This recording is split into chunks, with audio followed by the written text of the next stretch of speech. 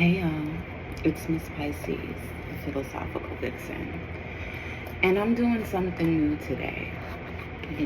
I've been called to do something new. It's actually been gnawing and clawing at me, you know. I've been reading tarot cards, oracle cards for over a decade. I've been studying astrology and other esoteric things for over 15 years. And, I guess I've just been called to give some messages to the collective, right? And so that's what I'm doing. I am giving messages to the collective. So I'm going to pull some oracle cards. This is the Super Attractor deck. Let me start off light. What are the collective messages? What are the messages that the collective need to hear? Now, this message is for anyone who's drawn to this, anyone who this finds. What are the messages for the collective? I'm going to pull 3 cards.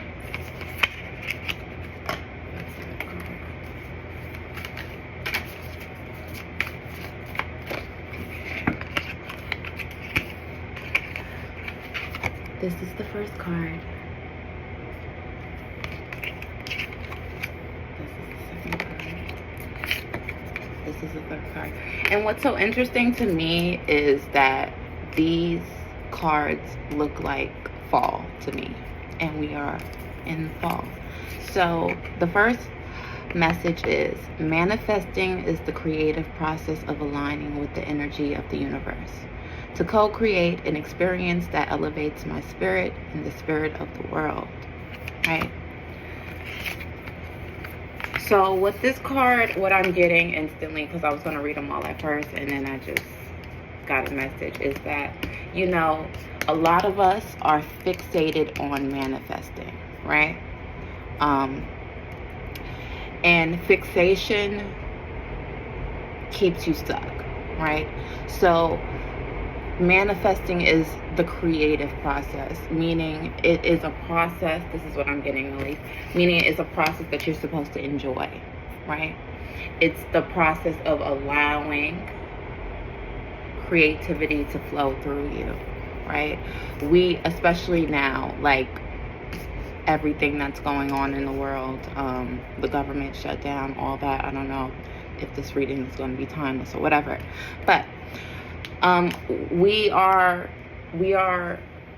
like fixated. This is what I'm getting. There's a fixation on manifesting. There's a fixation on materializing, right? And what I'm getting is that you have to allow yourself to be a part of the creative process by not being fixated on what you want, but more so on what you can give, because what you can give is the pathway to what you want. When I'm tuned into the energy of abundance, I become abundant, right? There's a lot of scarcity talk going on right now.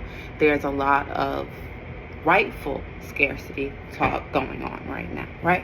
There's a lot of things going on with the government shutdown and this administration, right?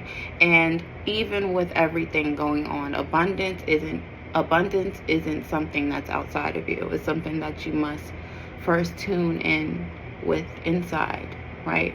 To align, right? And this is a perfect time to really be grateful for the smallest things, to amplify the parts of your life that are abundant, right? And that helps you tune into the creative flow, and tune into the things that you can give, right? Because to give is to receive. I choose to be a super attractor and to have an unwavering faith in the universe, right? And so what I'm getting is that, a lot of us, a lot of the collective that this message is for is fixating on manifesting. And you might be fixated to the point of exhaustion. I can definitely relate to that a little bit.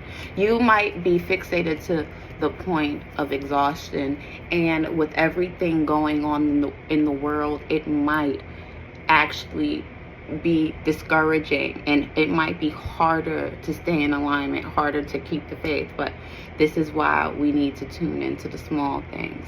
We are all abundant in some facet of life because we were born abundant, right? And you choose to focus on those things and to keep the faith, right? To keep your energy clear, to be aware of what's going on but not let it penetrate you, to be focused on what you can give, because that always leads to receiving. And so that is the message that I have. I hope this message finds whoever it's meant, and that it gives some type of clarity and peace. Until next time.